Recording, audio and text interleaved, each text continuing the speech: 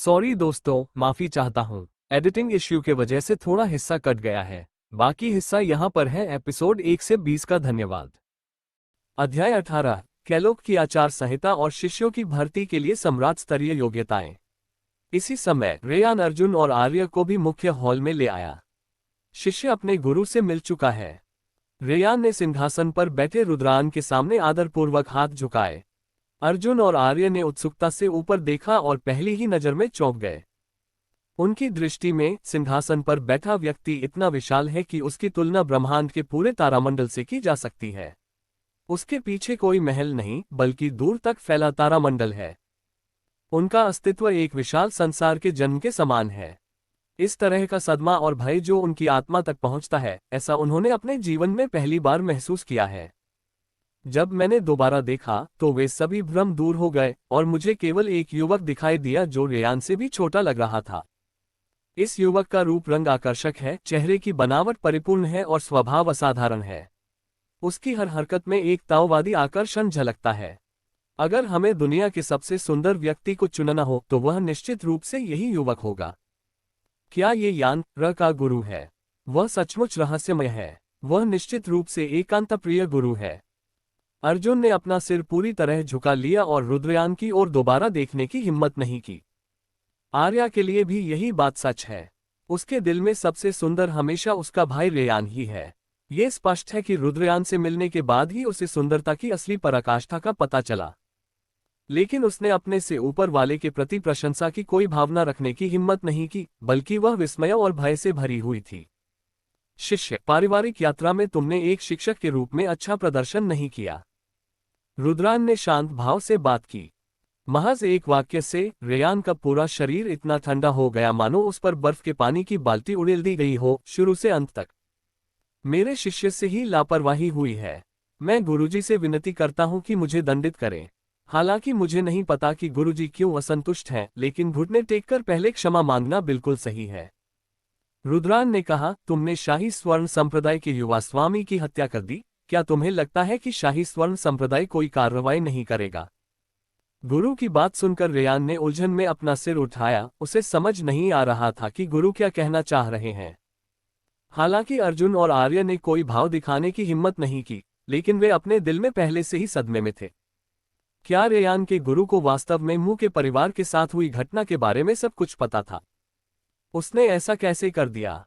ये देखकर कि रेयान रुद्रयान को अच्छी तरह से समझ नहीं पा रहा था, रुद्रयान ने मन ही मना भरी।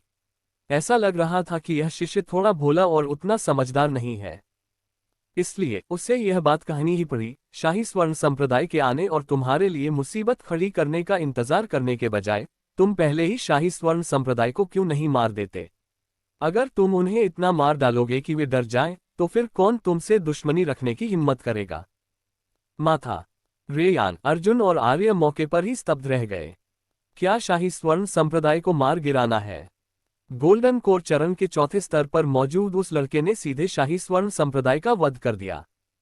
क्या ऐसा संभव है? रेयान ने कभी ऐसा सोचने की हिम्मत नहीं की। सबसे बुरा जो वह कर सकता था, वह था शाही स्वर्ण संप्रदाय से निपटने से पहले खुद के और मजबूत होने का इंतजार करना। गुरु के शब्दों ने उसे स्तब्ध कर दिया। रुद्रान ने धैर्यपूर्वक समझाया, शिष्य, चुपचाप बैठकर मृत्यु की प्रतीक्षा करना हमारे देवगिरी महापीठ का उद्देश्य कभी नहीं रहा है। आपको ये याद रखना होगा कि आप जो भी करें, वह केवल आपका मामला नहीं है। जब आप बाहर होते हैं तो आप पूरे देवगिरी महापीठ का प्रतिनिधित्व करते हैं। क्या आप समझते हैं? रुद्रान के शब्दों से रेयान को ज्ञान प्राप्त हुआ और उसे अचानक एहसास हुआ। उसे मिल गया। शिष्य समझ गया। मैं पहले बहुत रूढ़िवादी था। अगर मैं तुम्हें एक और मौका दूं तो मैं शाही स्वर्ण संप्रदाय का निश्चित रूप से नाश कर दूंगा। रेयान की आवाज सुरीली और दमदार थी और अचानक उसका दिमाग साफ हो गया और उसे पता चल गया कि उससे कहां गलती हुई थी।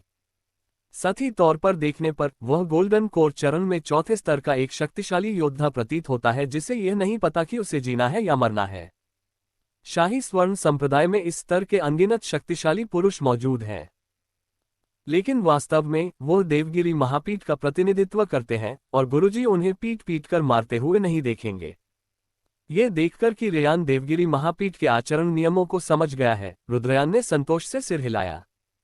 संक्षेप में कहें तो जब आप बाहर घूम रहे हो तो किसी भी हालत में संप्रदाय की प्रतिष्ठा को धूमिल न होने दें। गुरु के सावधानीपूर्वक दिए गए उपदेश के बाद रेयान पूरी तरह से प्रबुद्ध हो गया और उसके मन में गुरु के प्रति श्रद्धा और भी बढ़ गई। आप सचमुच गुरु बनने के योग्य हैं। आपकी सोच आम लोगों से बिल्कुल अलग है। गुरु के सामने तो मैं अभी भी बहुत पीछे हूँ। गुरु और शिष्य के बीच हो रही बातचीत को सुनकर अर्जुन और आर्य पूरी तरह से स्तब्ध रह गए, क्योंकि उनकी धारणा में शाही स्वर्ण संप्रदाय अभी भी एक विशालकाय संस्था है और उसे उकसाया नहीं जा सकता। अब छिपाने का समय नहीं है, भला कौन पहल करके इसे आपके दरवाजे तक पहुंचाएगा। लेकिन क्या रेयान के गुरु ने वास्तव में रेयान को शाही स्वर्ण संप्रदाय को अकेले ही मारने दिया, सिर्फ संप्रदाय को शर्मिंदगी से बचाने के लिए? मुख्य सवाल यह है कि क्या रेयान ने सचमुच बात सुनी? ये किस तरह का संप्रदाय है? हालांकि वे ये भी समझते हैं कि अगर वे ऐसा करेंगे तो अन्य संप्रदायों का अस्तित्व लगभग समाप्त हो जाएगा, लेकिन देवगिरी महापीठ रहस्यमय और अप्रत्याशित है, इसलिए उन्हें वास्तव में इतना भरोसा है। रेयान ने जोर से कहा, गुरुजी, क्या अब ये शिष्य बाहर जा सकता है? रुद्रान ने बेबसी से अपना माथा ऊपर उठाते हुए कहा, इतनी जल्दी करने की कोई जरूरत नहीं है। कल फुलोंग पर्वत में प्रतिभाओं का आदान प्रदान सम्मेलन होगा। हम दोनों वहां जा सकते हैं। इससे पहले सिस्टम ने उसे एक कार्य सौंपा था जो फुलोंग पर्वत में आयोजित प्रतिभा विनिमय सम्मेलन में शिष्यों की भर्ती करना था। समय की गिनती के अनुसार प्रतिभाओं के आदान प्रदान की बैठक आधिकारिक तौर पर कल से शुरू होगी। रेयान थोड़ा उलझन में था। फुलोंग पर्वत श्रृंखला, उसने सुना था कि वह बहुत दूर का स्थान है, स्वर्ग लोक में बिल्कुल नहीं, बल्कि लू युए लोक में है। गिरते चंद्रमा के क्षेत्र और व्योम लोक के बीच अभी भी कई क्षेत्र मौजूद हैं। गुरुजी को अचानक इतनी दूर जाने का ख्याल क्यों आया? लेकिन उसने ज्यादा सवाल नहीं पूछे। चूंकि गुरु ने उसे अपने पीछे आने को कहा था, इसलिए वह बस उनके पीछे पीछे चला गया। गुरुजी, ये शिष्य के पिता हैं और ये शिष्य की मंगेतर हैं। शिष्य चाहता है कि वे दोनों संप्रदाय में रहें, क्या ये संभव है? रेयान ने थोड़ी घबराहट के साथ पूछा। स्वाभाविक रूप से रुद्रान को ऐसी तुच्छ बातों की परवाह नहीं होगी। देवगिरी महापीठ इतना बड़ा है कि कुछ लोगों के आने की व्यवस्था करने में कोई समस्या नहीं होती।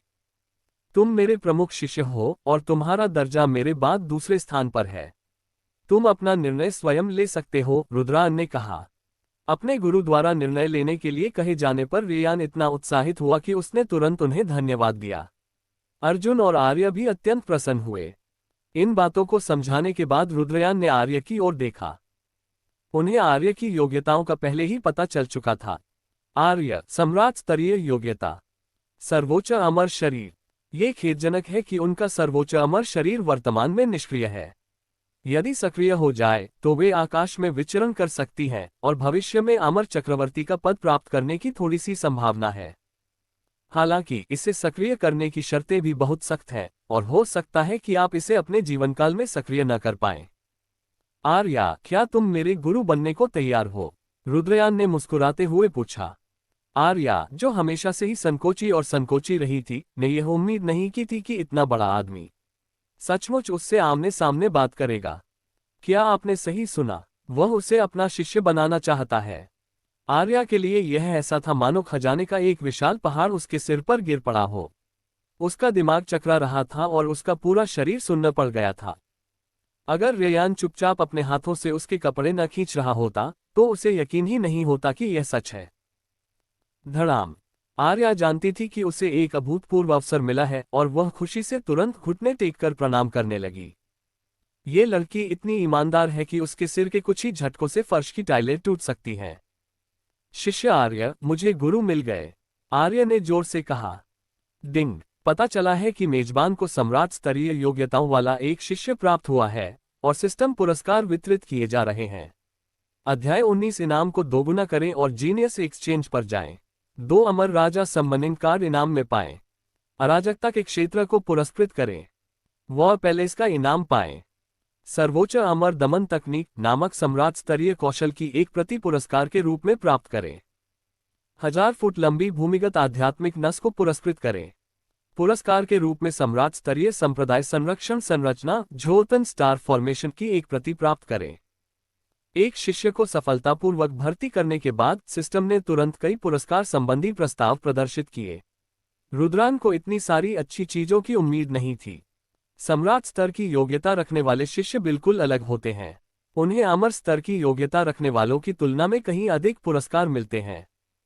सम्राट स्तरीय योग्यताएं सर्वोच्च स्तर की होती हैं और अमर स्तरीय योग्यताएं सम्राट स्तरीय योग्यताओं से निम्न स्तर की होती हैं। रेयान जन्म से ही सर्वश्रेष्ठ अग्नि आत्मा मूल के साथ पैदा हुआ था और उसमें अमरता के स्तर की योग्यताएं थीं। बाद में रुद्रयान ने उसकी क्षमताओं को निखारने में मदद की और वह सम्राट स्तर के पवित्र ज्वाला आत्मा शरीर तक पहुंच गया। इसलिए पुरस्कार अभी भी परिस्तर की योग्यताओं के आधार पर दिए जाते हैं। लेकिन आर्या अलग है। उसके पास वास्तव में सम्राट स्तर की योग्यताएं हैं और वह अविकसित सर्वोच्च अमर शरीर से संबंधित है।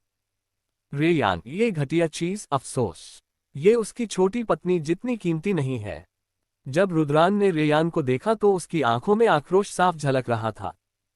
रेयान का दिल एक पल के लिए धड़कना भूल गया और उसे समझ नहीं आया कि गुरुजी उसे इस तरह क्यों देख रहे हैं। क्या आपने फिर से कोई गलती कर दी?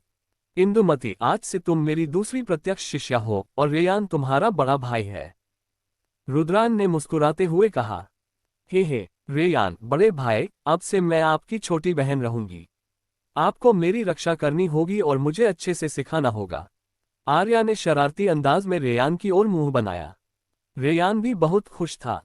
युवा जोड़ा एक ही गुरु की पूजा करता था और भविष्य में कोई भी उनके रिश्ते में दखल नहीं देगा। इंदुमती, ये तकनीक तुम्हें तुम्हारे गुरु ने सिखाई है। ये तुम्हारे लिए अच्छी रहेगी। इतना कहकर रुद्रयान ने आर्य के हाथों में प्रकाश का एक गोला फेंक दिया। प्रकाश समूह का कार्यभार संभालने के बाद आर्य ने उसे देखे बिना ही उसके भीतर एक अत्यंत शक्तिशाली बल को उमड़ते हुए महसूस किया। हालांकि ये शक्ति उसके लिए बहुत कोमल है और उसे कोई नुकसान नहीं पहुंचाएगी, बल्कि यह उसके बहुत करीब है। रेयान, जिसे इसका एक बार अनुभव हो चुका था, ने अपनी लार निगल ली और ऐसा लग रहा था कि वह पहले से ही जानता था कि यह किस स्तर की तकनीक है। यदि स्वामी कार्रवाई करता है तो क्या कोई समझौता संभव है? प्रकाश का समूह स्वतः ही तितर-बितर हो गया और जो प्रकट हुआ वह कुछ हस्तलिखित ग्रंथों का समूह था। इस पत्रक की सतह पर सर्वोच्च अमर दमन तकनीक लिखा है। इन शब्दों को देखते ही ऐसा लगता है मानो कोई अकल्पनीय अत्याचार आपकी ओर बढ़ रहा हो। अमर प्राणियों को भी दबाया जा सकता है। क्या ये पर्याप्त शक्तिशाली नहीं है? अंत में लिखे दो छोटे शब्द सम्राट स्तर देखकर आर्य को बहुत बड़ा झटका लगा। उसने झट से अपना मुंह ढक लिया, लेकिन फिर भी वह आश्चर्य से चीखने से खुद को रोक नहीं पाए और उसकी बड़ी बड़ी नम आंखें मानो बाहर निकल आईं। सम्राट स्तर के अभ्यास, क्या मैं सपना देख रहा हूं? क्या ये वाकई सम्राट स्तर का अभ्यास है? आर्या ने अपनी आंखें कई बार जोर से झपकाईं। तथ्यों से उसे पता चल गया था कि यह एक सम्राट स्तर की तकनीक थी, कोई भ्रम नहीं। उसके दिल में पल भर में अपार सदमा, आश्चर्य और उत्साह भर गया। अब वह शाही स्वर्ण संप्रदाय की एक उच्च स्तरीय तकनीक का अभ्यास कर रही है।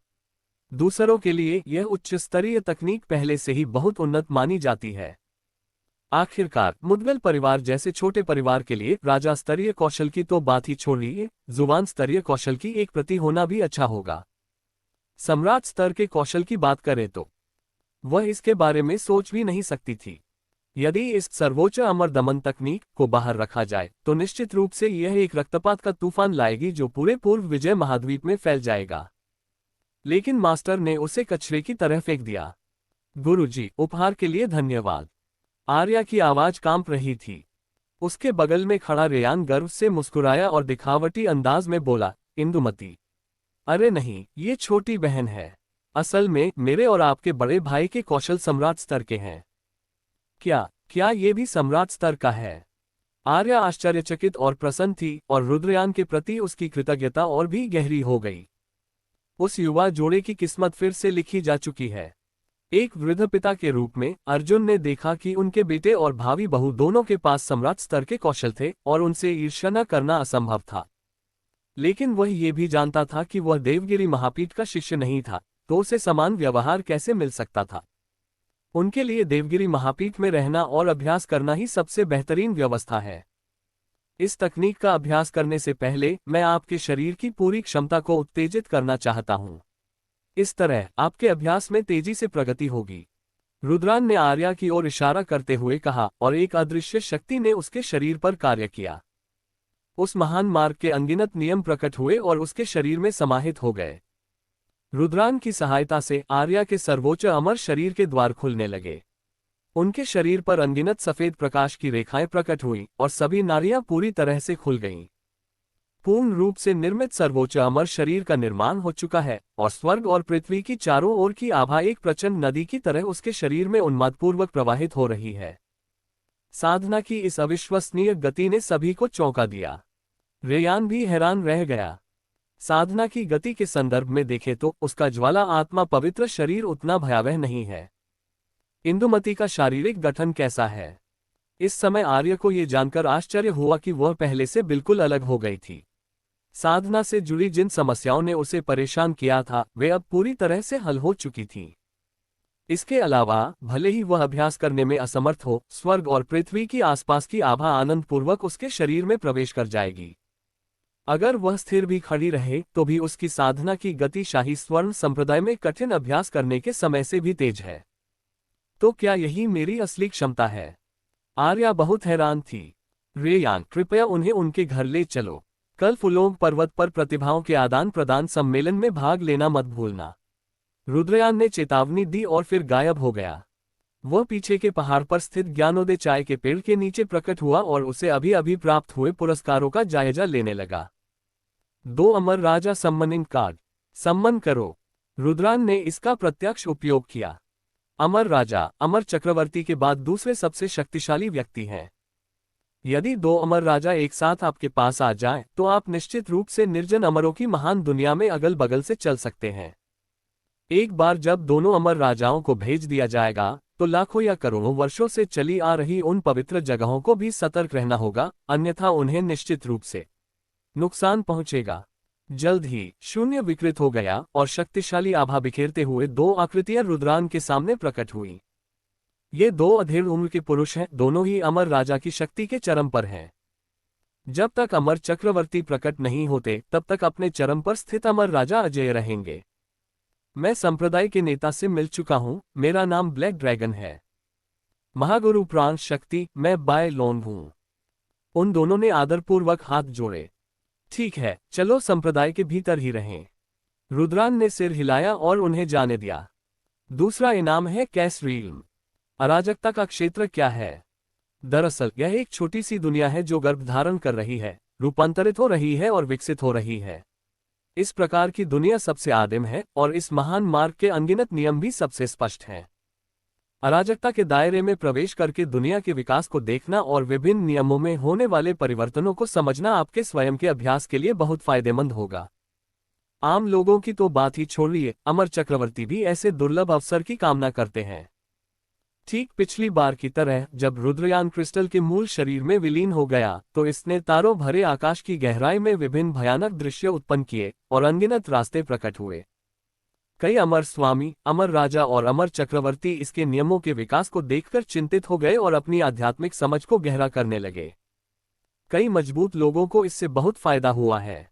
वास्तविक रूप धारण करो। रुद्रान ने भी इसका इंतजाम किया था। कुछ ही क्षण में देवगिरी महापीठ के ऊपर एक ब्लैक होल जैसी आकृति वाला गोला हवा में लटकता हुआ दिखाई दिया। यह अराजकता की दुनिया है। जैसे ही आप इसमें प्रवेश करेंगे, आप विभिन्न नियमों के विकास को समझ सकेंगे। तीसरा पुरस्कार युद्ध देवता का महल है। गॉड ऑफ वॉर पैलेस का कार्य बहुत सरल है, अर्थात इसमें प्रवेश करने वाले लोग या तो स्वयं से लड़ सकते हैं या विभिन्न शक्तिशाली लोगों द्वारा गठित लड़ाइयों से लड़ सकते हैं। आप चाहे कितने भी घायल क्यों ना हो, इसे वास्तविकता में नहीं बदला जा सकता।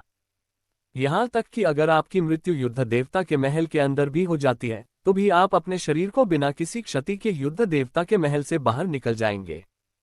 जो शिष्य युद्ध करना पसंद करते हैं उनके लिए युद्ध का देवता महल शाश्वत देवता है। चौथा पुरस्कार 1000 फुट लंबी भूमिगत आध्यात्मिक नस है। ये कहने की आवश्यकता नहीं है कि आध्यात्मिक धाराओं की भूमिका महत्वपूर्ण है। जहां भी आध्यात्मिक धाराएं होती हैं, भिक्षु एकत्रित होते हैं और यहां तक कि संप्रदाय भी स्थापित करते हैं। और 1000 फुट लंबी आध्यात्मिक नस का अनमोल महत्व तो शब्दों में बयान करना और भी मुश्किल है। रुद्रान ने अपने हाथ के इशारे से इस आध्यात्मिक नस को जमीन में गहराई तक दबा दिया, जिससे देवगिरी महापीठ को हर समय आध्यात्मिक पोषण मिलता रहे। इस समय देवगिरी महापीठ में आध्यात्मिक ऊर्जा अचानक कम से कम दोगुनी हो गई और यह अभी भी धीरे धीरे बढ़ रही थी। अंतिम बिंदु सम्राट स्तरीय संप्रदाय संरक्षण संरचना झौतन स्टार फॉर्मेशन है। इस संरचना का उपयोग रक्षात्मक और आक्रामक दोनों तरह से किया जा सकता है। अमर चक्रवर्ती के आक्रमण करने पर भी झौतन स्टार फॉर्मेशन को भेदना मुश्किल होगा। तैनाती। रुद्रान ने हाथ के इशारे से देवगिरी महापीठ को पूरी तरह से ढकने के लिए संरचना को व्यवस्थित किया। जब उसने ऊपर देखा तो उसे कभी कभी कुछ तारे दिखाई देने लगे। जैसा कि सभी जानते हैं, ये संप्रदाय की रक्षा के लिए सबसे मजबूत और सबसे खतरनाक संरचना है। देवगिरी महापीठ में भले ही कम लोग हों, लेकिन ये पूरी तरह से सुरक्षा से भरपूर है। अगले दिन रुद्रयान ने ताओवादी शरीर धारण कर लिया और हॉल के बाहर प्रकट हुआ। आज फुलोंग पर्वत श्रृंखला में प्रतिभाओं के आदान प्रदान का सम्मेलन आयोजित किया जा रहा है और रुद्रयान अभी भी इसका बेसब्री से इंतजार कर रहा है।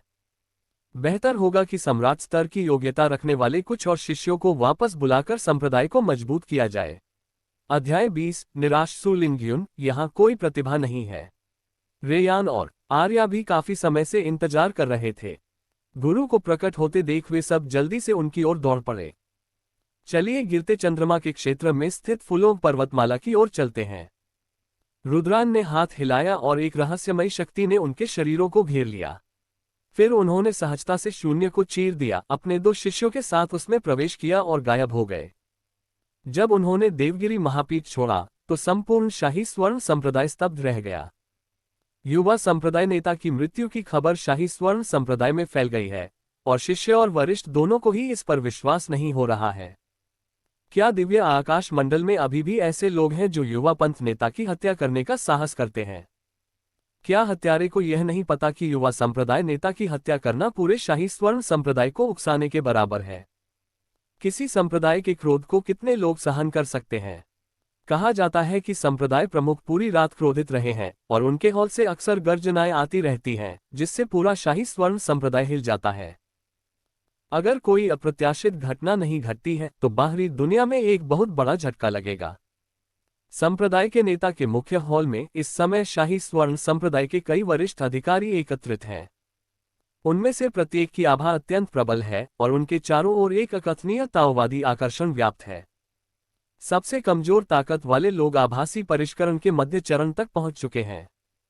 सबसे ऊपर सिंहासन पर एक अधेड़ उम्र का व्यक्ति बैठा है, जिससे एक अद्भुत और घातक आभा निकल रही है। उसके शरीर के शिखर से निकलती हुई आभा बेतहाशा बढ़ रही है। वह संप्रदाय के नेता जिन रुइटियन है। अपने बेटे आरव की मौत से वह बेहद दुखी और क्रोधित हो गया और उसने हत्यारे से जुड़े हर व्यक्ति को जान से मारने की कसम खाई। मेरे बेटे के साथ आत्मा उदय के समान रक्षक है। अगर आम लोग उसे मारना चाहते हैं तो उन्हें कम से कम आत्मा उदय के शिखर पर होना चाहिए या फिर देवता बनने की अवस्था में होना चाहिए। हम इस संभावना से इनकार नहीं कर सकते कि शत्रुतापूर्ण गुट गुप्त रूप से साजिश रच रहा है। वे मुझे मुसीबत में डालना चाहते हैं। हे प्राण शक्तिन, उन शत्रुतापूर्ण संप्रदायों की जांच करो और पता लगाओ कि सबसे संदिग्ध कौन है। आचार्य महावीर, आपको उस मार्ग की छानबीन करनी चाहिए जिस पर हाओ एर उस दिन चला था। आपको हर संभव सुराग ढूंढना होगा और किसी को भी जाने नहीं देना है। संप्रदाय के नेता जिन रुइटियन ने दुख और क्रोध से दहाड़ मारी। वह एक व्यक्ति को जाने देने की बजाय गलती से 10,000 लोगों को मारना पसंद करेगा।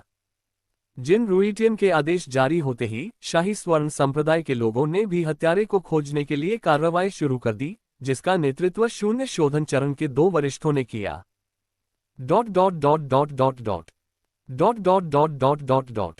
लुओयुए क्षेत्र व्योमलोक के समान है। हाल के दिनों में फुलोंग पर्वत सबसे अधिक व्यस्त रहे हैं, क्योंकि आज लुओयुए क्षेत्र की प्रतिभा विनिमय बैठक आधिकारिक तौर पर आयोजित की जाएगी और कई सबसे प्रतिभाशाली लोग शक्तिशाली संप्रदायों में प्रवेश करने के अवसर तलाशने के लिए यहां आएंगे। लुओयुए क्षेत्र के कई शक्तिशाली संप्रदाय इस पर नजर रख रहे हैं। क्या तुमने सुना? प्राण शक्ति तलवार संप्रदाय में इस वर्ष भर्ती के लिए केवल 10 लोगों का कोटा है।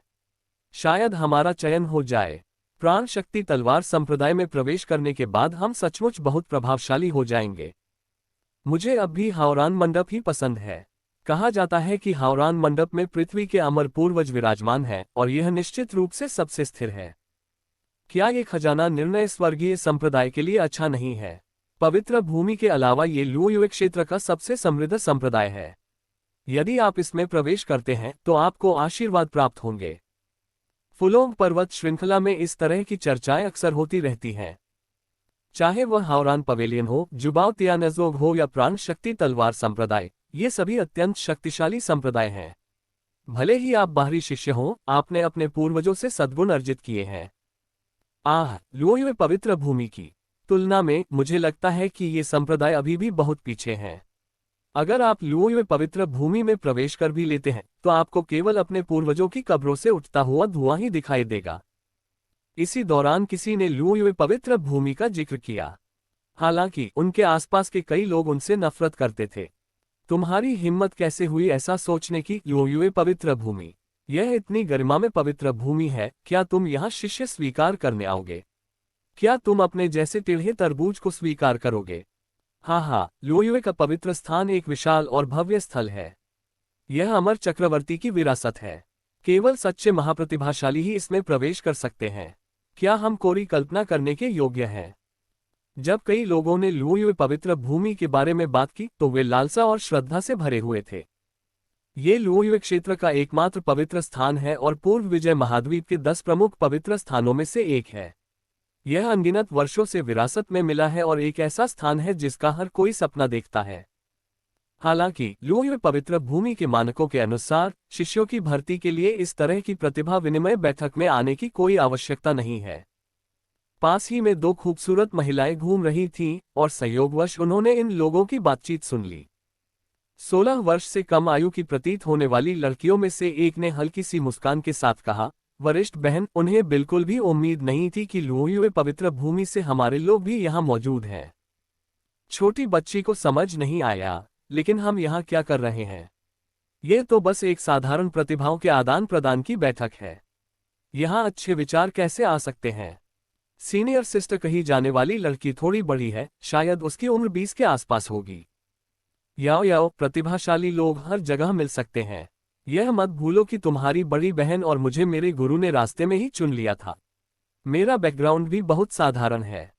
बड़ी बहन होने के नाते सु लिंगयुन ने अपनी छोटी बहन ताओ याओ को समझाया।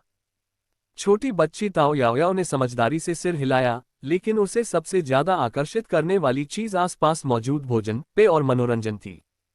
लुओयुए की पवित्र भूमि में बहुत सारे नए गैजेट नहीं हैं। फुलोंग पर्वत में प्रतिभाओं के आदान प्रदान की बैठक पूरे जोर शोर से चल रही थी और रुद्रयान ने भी अपने 2 शिष्यों को साथ लेकर उस जगह को तहस नहस कर दिया और बाहर निकल गए। जीवंत वातावरण बेहद मनमोहक था। कितने लोग! आर्या ने खुशी से चिल्लाया। अपने बालों में कंघी कर रहे रेयान ने चारों ओर देखा और विनम्रतापूर्वक रुद्रान के पास आकर बोला, गुरुजी, क्या मैं पहले इंदुमती को सैर पर ले जा सकता हूँ? रुद्रान ने उसकी ओर आंखें घुमाई और सहमति जताते हुए कहा, आगे बढ़ो, बस खो मत जाना। अरे, गुरुजी के यहाँ रहते हुए शिष्य कैसे खो सकता है?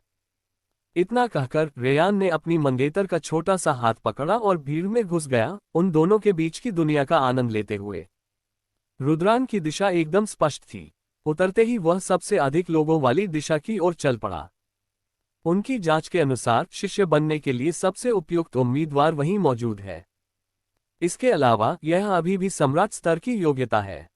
प्रतिभा विनिमय बैठक का सबसे महत्वपूर्ण हिस्सा योग्यता परीक्षा है। एक विशाल मैदान में कई बड़े पत्थर के चबूतरे बने हुए हैं। पत्थर के चबूतरे पर 9 तारे उकेरे गए हैं। ये स्टार प्लेटफॉर्म है जिसका उपयोग विशेष रूप से योग्यता परीक्षण के लिए किया जाता है। जैसे ही आप अपनी हथेली को स्टार प्लेटफॉर्म पर रखेंगे, संबंधित तारा जगमगा उठेगा। जितने अधिक तारे होंगे, आपकी योग्यता उतनी ही बेहतर होगी। सामान्य तौर पर किसी व्यक्ति को कई संप्रदायों द्वारा पहचाने जाने और शिष्य के रूप में स्वीकार किए जाने से पहले कम 5 सितारों का चमकना आवश्यक है। फुलोंग पर्वतमाला में पहले से ही अनगिनत युवा मौजूद हैं, लेकिन उनकी संख्या कम से कम करोड़ों में है। लेकिन अब तक ऐसे बहुत कम लोग हैं जो वास्तव में 5 सितारे हासिल कर सकते हैं। लुओयुए पवित्र भूमि की सु लिंगयुन और ताओ याओ भी परीक्षा परिणामों पर ध्यान दे रही थीं, लेकिन जितना अधिक वे उन्हें देखती गईं, उतनी ही अधिक निराश होती गईं। बड़ी बहन, फिलहाल सबसे अच्छे लोगों को सिर्फ 7 सितारे मिले हैं, 8 भी नहीं। क्या ये लोग इतने बुरे हैं? ताओ याओ ने अपना छोटा सा मुंह फुला लिया। वह बहुत ऊबी हुई लग रही थी। जिन लोगों के पास 9 सितारों से कम की योग्यता है वे उनके द्वारा पसंद किए जाने के योग्य नहीं हैं। सु लिंगयुन धीरे धीरे निराश हो गई और आह भरते हुए बोली, ओह चलो 15 मिनट बाद चलते हैं। लगता है आज कुछ हासिल नहीं होगा। यहाँ कोई प्रतिभाशाली व्यक्ति है ही नहीं। जब दोनों लड़कियों की रुचि खत्म हो गई तो सु लिंगयुन को अपने दिल में कुछ महसूस हुआ और उसने अचानक एक खास दिशा में देखना शुरू कर दिया। जिस चीज ने उसका ध्यान खींचा वह एक आकर्षक दिखने वाला, लंबा और सीधा कद वाला और धीमी चाल वाला युवक था। हालांकि इस युवक ने सादे सफेद कपड़े पहने थे जिनमें कोई भव्य सजावट नहीं थी, फिर भी उसका एक बहुत ही अनूठा स्वभाव था जो उसे हमेशा आकर्षित करता था। जिस बात ने उसे सबसे ज्यादा हैरान किया वो ये थी कि जब उसने पहली बार उसे देखा तो उसे लगा जैसे वह एक अंतहीन, विशाल और गहरा तारों भरा आकाश देख रही हो। ये व्यक्ति कौन है? युव की आश्चर्यचकित निगाहें भीड़भाड़ में से गुजरते हुए रुद्रयान पर टिक गईं।